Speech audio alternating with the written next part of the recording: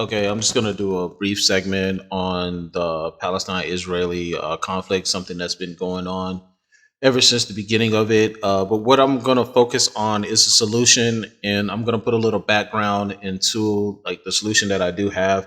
It most likely won't be happening, and honestly, this is not even a talk. Believe it or not, I did submit an email to the White House on this just for a possible solution.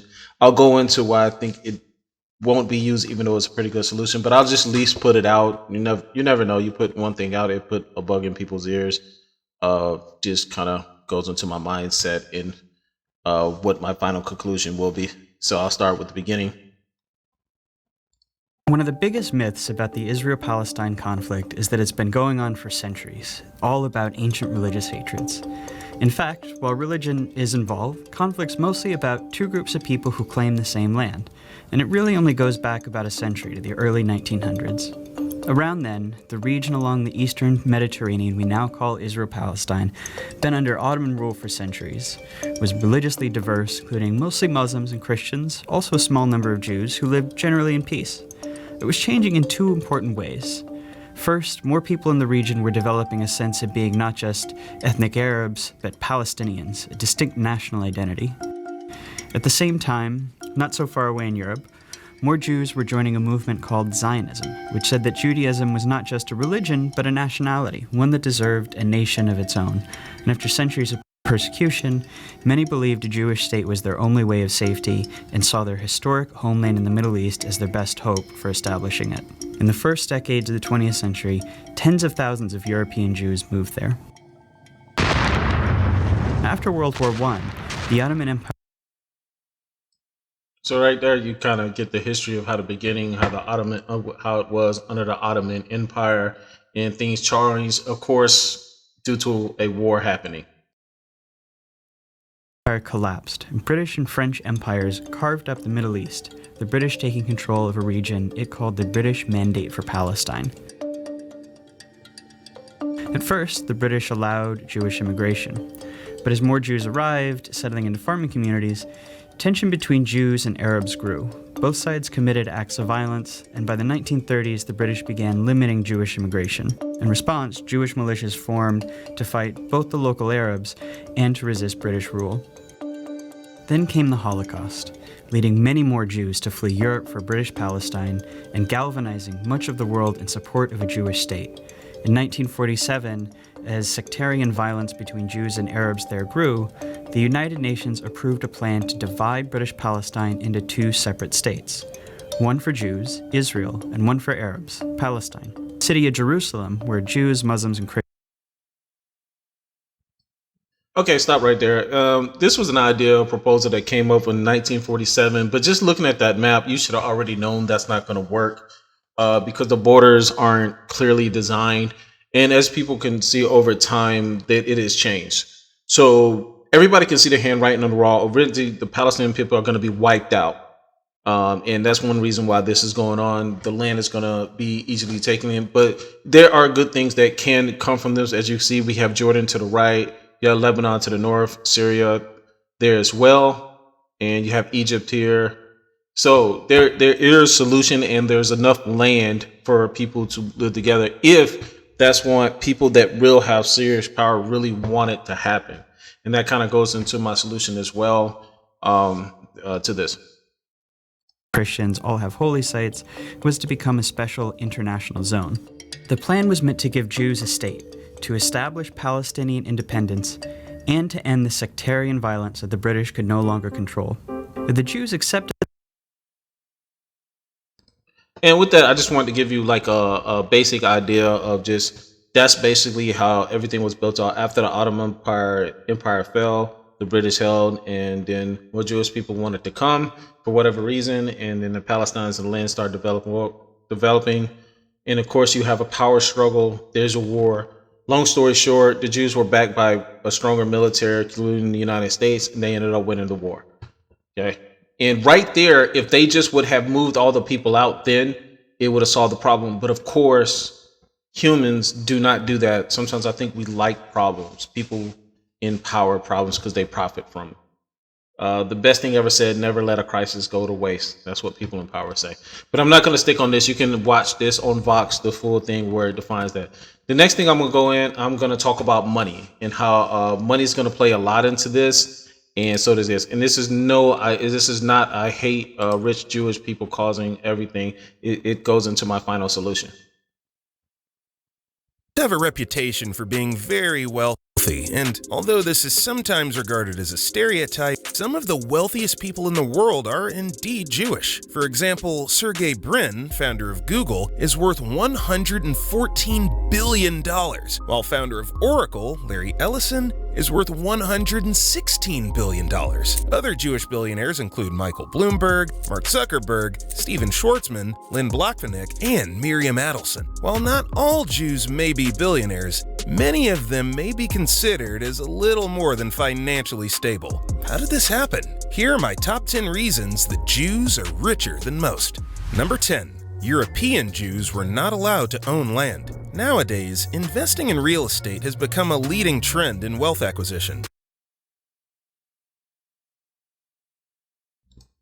And the basis of me showing that, you can go watch this on that. There's a lot of people that are Jewish that have a lot of money, and there's a lot of people that support.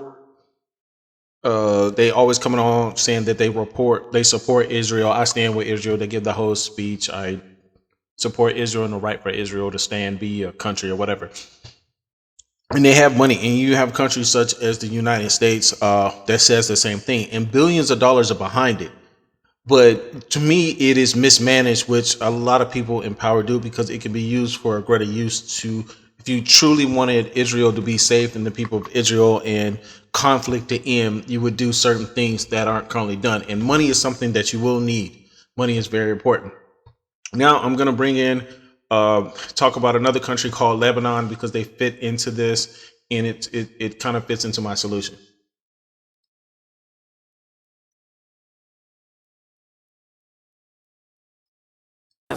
It's the result of a 4-year-old financial crisis brought about by Lebanon has become a cash economy. It's the result of a 4-year-old financial crisis brought about by decades of mismanagement and corruption. The banking sector is crippled, and the country is close to bankruptcy. It's the biggest threat that the government and the country is facing, because it is very, very, very dangerous that the entire economy is a cash economy. All the money is going to the private sector. The solution is only in one place. That is to normalize and finalize the restructuring of the banking system law. Restructuring is one of the reforms required for much-needed international support to revive the economy. But that means the political and business elite will have to compromise their hold on power, something they have resisted so far. In the meantime, and the basis of that, just showing Lebanon is a country that's currently in crisis. It does have banking problems, as that guy was saying. It needs a restructuring of the banking, and that's something that I believe Israel can give it, and very wealthy people, countries, they can come to an aid for it. And I know you might say, why would they want to do that? It kind of goes into my solution. But so you have an issue with a country that's directly next to Israel, which is they have a money problem. Israel has a bunch of people that they don't know really what to do with, but the current situation is not possible. And you can see this on Al Jazeera. Just take a look at it. They go deeper into the crisis. Okay, now this goes into something that is not a great thing that people want to say, but it's something that happened. And I think that is basically what needs to happen. It's not popular, but it's what needs to happen with the Palestinian people. It was something that occurred here in the United States. Is called forced migration, because a lot of the Palestinians will not want to leave Jerusalem, and I think they have no choice because they're on a sinking ship. They're on a sinking ship, or they're in a burning. I'll use a burning house. They're in a house that's burning down, and one way or other, their houses will be burnt down, and even with them inside it. Or I'll even go more depth. The houses are being bombed, and that's happening right now. You got little kids, entire buildings are coming down on them with their family all inside. Some are making it out, some are not. And that just leads to more trauma, more anger, more fear. How did I say? It comes from Star Wars. Fear. Was it fear, anger, suffering, leads to suffering is the thing with that. So that even though, so let me just play this real quick. At the beginning of the 1830s, nearly 125,000 Native Americans lived on millions of acres of land in Georgia, Tennessee, Alabama, North Carolina, and Florida, land their ancestors had occupied and cultivated for generations.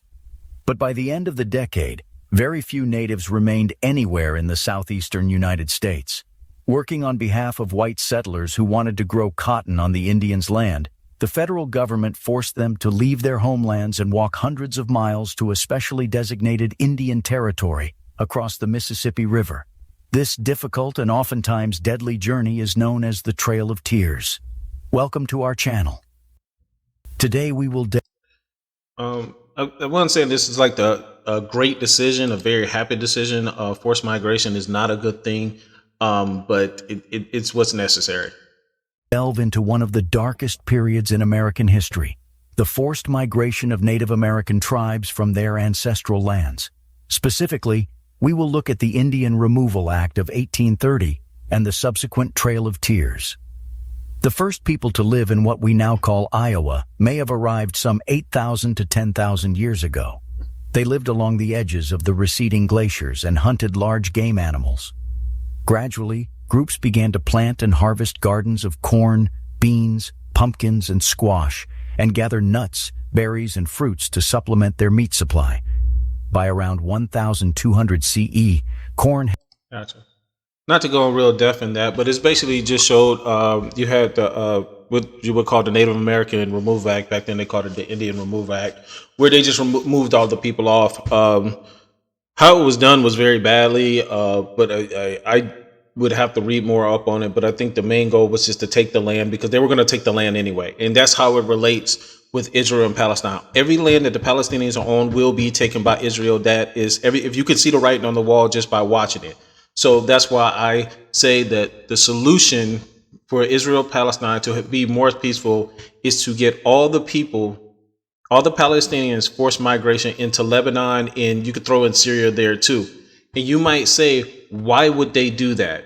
Why would Syria and Lebanon agree to do that? The reason why is money. As the clip I showed to you earlier, Lebanon is in serious debt, serious financial trouble, and such as Syria. Syria pissed off somebody, and that's why we're fighting a war there. They pissed off some very rich or wealthy people or something.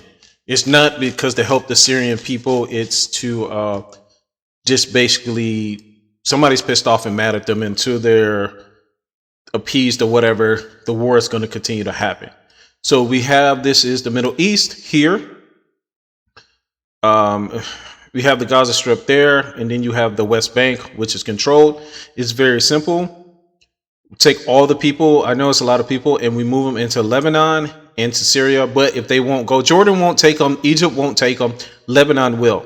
And I know a lot of people say, no, they won't. That's because the right people haven't paid the bill. There's about, I want to say, I'll just go, there's about 4 million people. You can move 4 million people into the entire country of Lebanon. You wouldn't do it all at once. You would slowly do it. There are already refugee camps in Lebanon. Lebanon can use the money. So you talk to the president of Lebanon and you say, you will take these people. We will rebuild your country, rebuild your finances, and build your country up. It's just how Israel was formed. Israel always didn't have money. It was slowly built back up.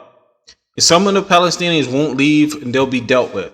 If they want to stay and fight, they can stay. Or if some just want to stay and try to live with the Israelis, I would say it's true. But if some people, like if Jordan will take some of them, not, but it's for money.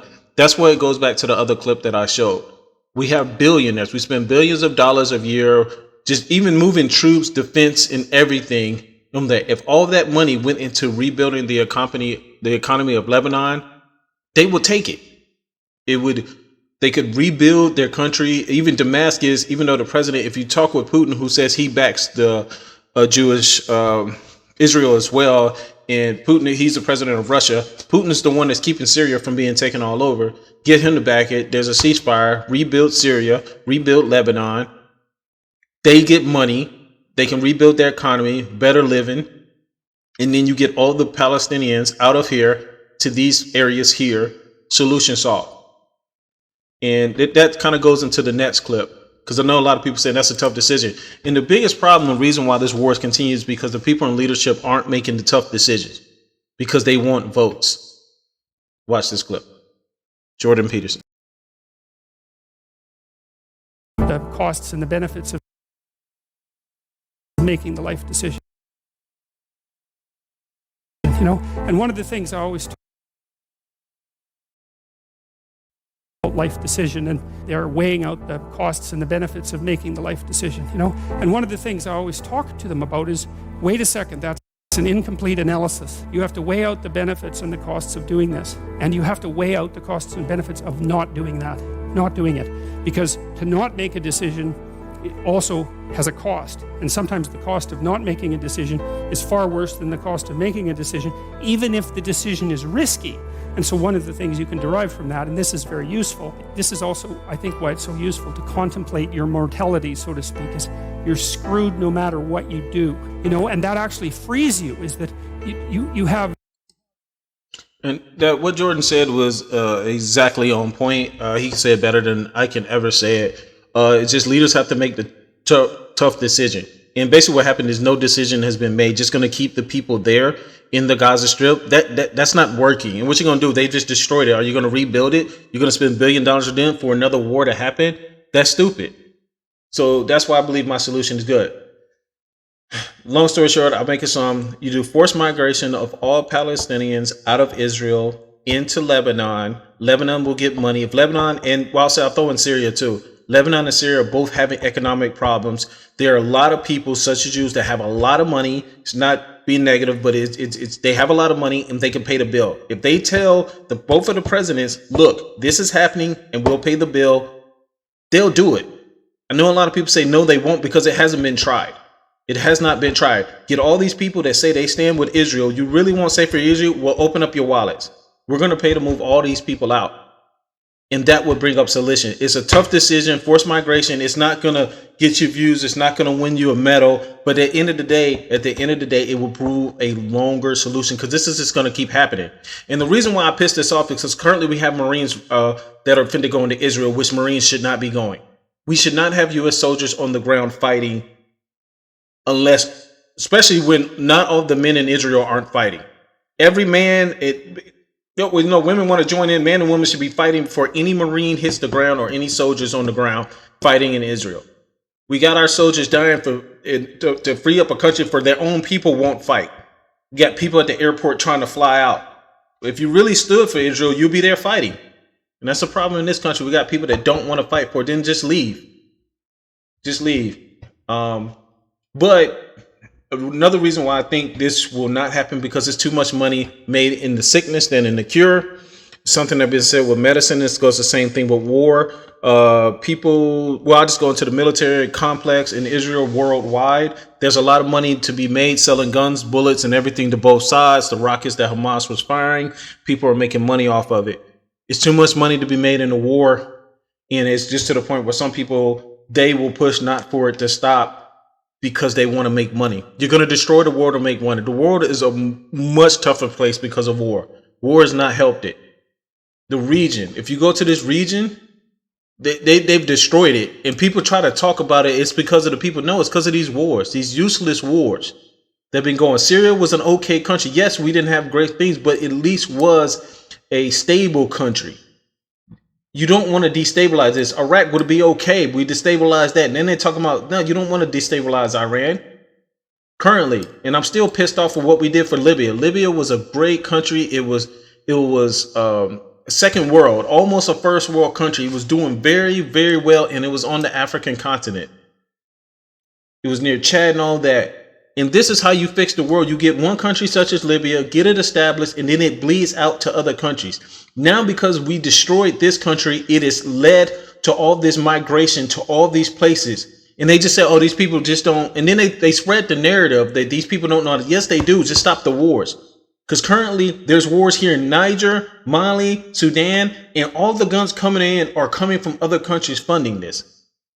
And it's just going to end it. But this kind of goes into human conflict. And it's why in the Bible, in places like they said, money is the root of all evil.